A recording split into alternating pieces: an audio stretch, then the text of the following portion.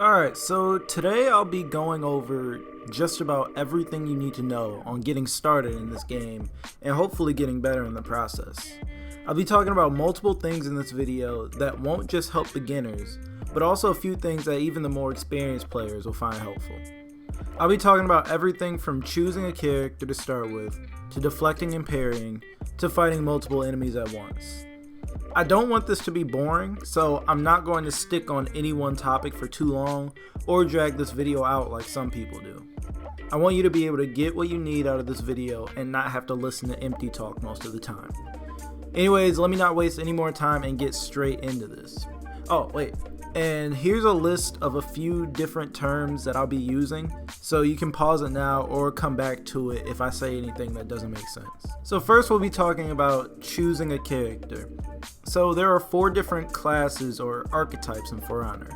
The Vanguards, who are your all-around more basic characters. The Heavies, who are your slower, more powerful heroes who can take more damage. The Assassins, who are fast-striking heroes who use speed and mix-ups to inflict damage. And the Hybrids, who are a mix of a few classes who don't really belong in one archetype. Now I recommend that you use a hero that you really want to use first. I chose Orochi simply because I wanted to play for the Samurai and I thought she looked cool, even though, I get yelled at because of it. And I just stuck with her ever since then. But if you don't want to choose from your gut or no one stands out, I'll try to narrow down your choices real quick. If you want a nice balance of offense and defense, you should stick with a Vanguard hero. If you like to play long range, you'd like Kinsei or Nabushi. If you want to be a heavy hitter, you should choose Shigoki, Warlord, or Lawbringer. And if you like to play mix-up and harass your opponents with speed, you'd like the Peacekeeper, Orochi, or Berserker. And if you like to play defensively, you like Conqueror, Warlord, or Valkyrie. Now, each of these characters are so much more than what I said they are, but hopefully that kind of narrows it down to you for picking a starting character. Now on to basic combat. So, For Honor's combat looks simple on the surface, but it's actually surprisingly deep, with each character having their own strengths and weaknesses, which are pretty balanced. Anyways, in For Honor, your goal is to hit and not get hit, trying to outplay your opponent while reacting to what they're trying to do. First, let me talk about attacking real fast. So, there are 2 simple attack styles in For Honor. There's the light attacks, which are faster, less powerful strikes, and then the heavy attacks, which are slower yet more powerful. You can string most of these attacks in a row in what's called a chain, which are your basic combos in the game. Apart from attacking, you can also perform guard breaks, which open your opponent's guard, granting you guaranteed damage as long as your attack isn't too slow. Now you can't just attack non-stop back to back because you have to be wary of your stamina. If you run out of stamina, your hero will become gassed and will lose most of their function. You can still strike and guard break, but they're too slow to be of any real use. You can also dash and block and even parry, but your stamina won't regenerate until you stop performing these actions. Also, when you're out of stamina, anytime you're thrown, you will fall down, so watch out for guard breaks. Blocking is done by matching stances with your opponent as they attack. So their stance is indicated on your screen by the icon on their chest. The icon is broken up into 3 parts and their stance is indicated by the highlighted one. And when they attack, it'll glow red. Defense isn't just blocking though, it's dodging, parrying, and deflecting, but I'll talk about those in a second. Now let's stop talking about the really easy stuff the game teaches you when you load it up. Let's talk about the reason you're probably here, and that's the stuff that'll help you improve as a player. First, I'll be talking about the offensive things, then the defensive things, and then at the end, a few extra things that don't belong in just one category. So let's talk about feinting. Most characters can feint their heavy attacks by pressing B or circle on controllers, and E if you're playing on keyboard and mouse. Feinting is without a doubt a skill that you should start to learn as soon as you can, since I cannot stress how important it is when fighting against more experienced players. Feinting will fake an attack to get your opponent to guard in the direction you choose, opening them up to a different attack or a guard break. Not only does this confuse your opponent, it keeps the pressure coming their way and keeps them from getting time to set you up. Now, I should warn you that keeping heavy pressure on like this will drain you of your stamina, so be a little careful after a few strings. I also want to say that if you start a string by feinting a heavy, it barely uses any stamina, so don't be afraid to throw it out there every once in a while. Next up are zone attacks. So zone attacks aren't only useful for fighting the soldier fodder that fill the map up, they can also be used to fight opponents even in a one-on-one situation. Pressing light and heavy attack at the same time will result in a zone attack. They are so much more useful than people think, since most of them are just too fast and come out so unexpectedly that your opponent just can't block it. You can perform your zone attack while locked in on an opponent, or when you aren't, which can lead to some free damage.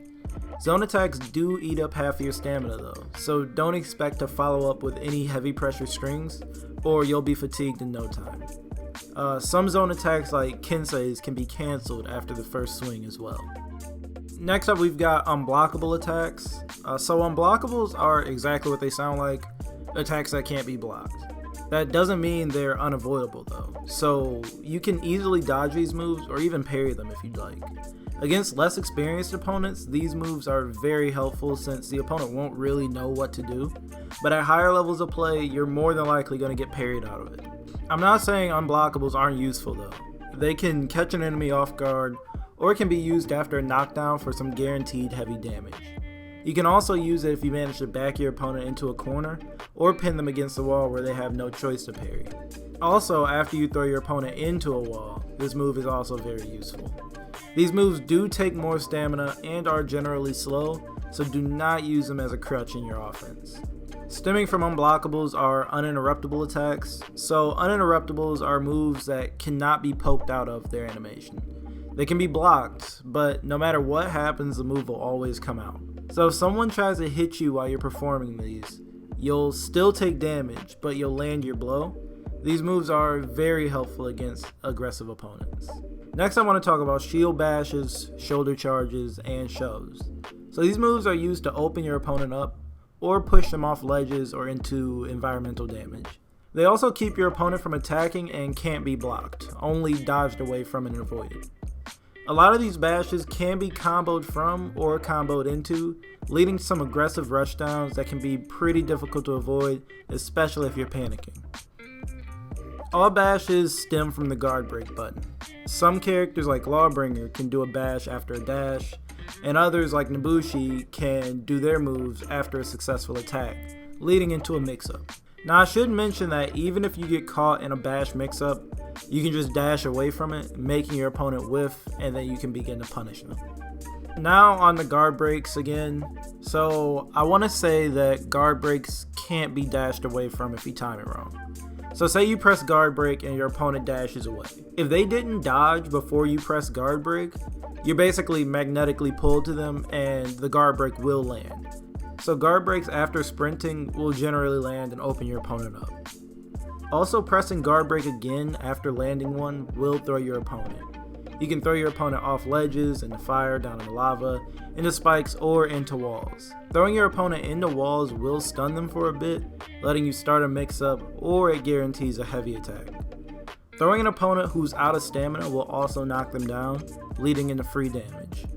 Guard breaks can be broken or interrupted by pressing guard break as soon as your opponent makes contact with you.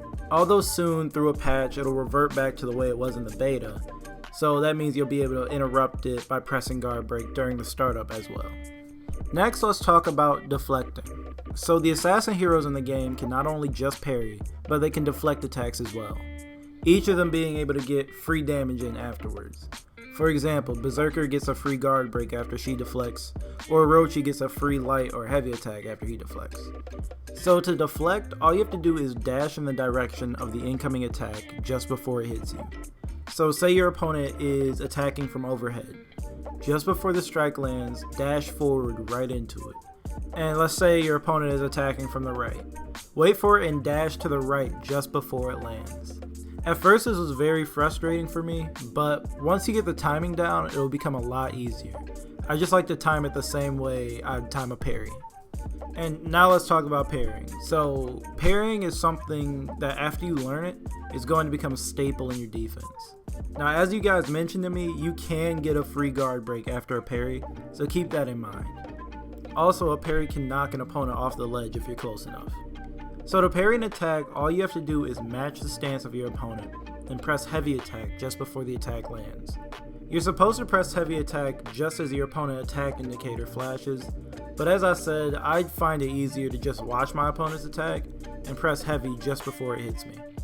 I also want to say that you can parry unblockables the same way you would a regular attack.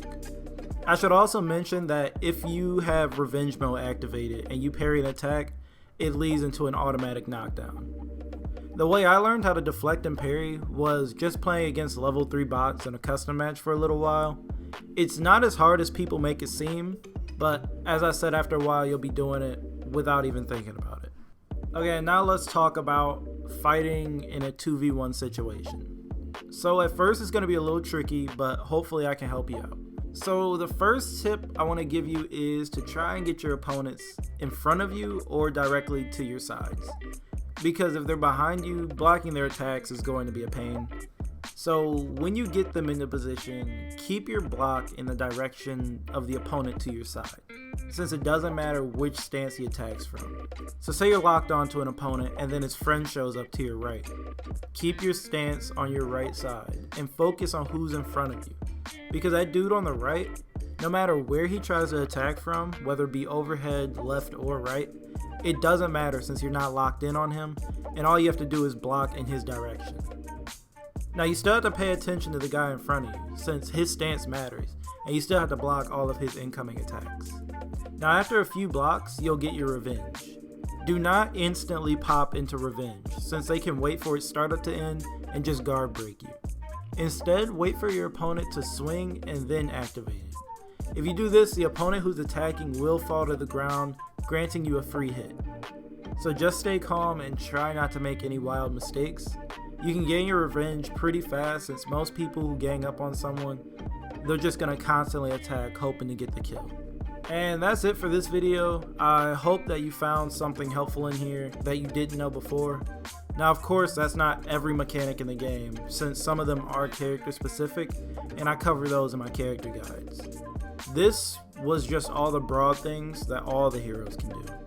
If you liked the video, you should leave a like, since literally every single like helps. And if you didn't like the video and didn't find it helpful at all, you should leave a like anyways and yell at me in the comments. Also, I want to quickly thank you guys for supporting me recently. I just hit 8,000 subs, which is unbelievable since less than a month ago, I was chilling at about 70. This is shaping up to be one of the best subscriber bases I've ever seen. You're all really supportive and don't leave any negativity in the comments, which I actually expected to be the complete opposite, because most of the comment sections I've seen are pretty vile. And I'm surprised that I've received relatively little hate. But anyways, thank you again, I really appreciate it. Anyways, click on that circle to sub, check out one of my videos on the left, and comment down below what your rank is on your main hero.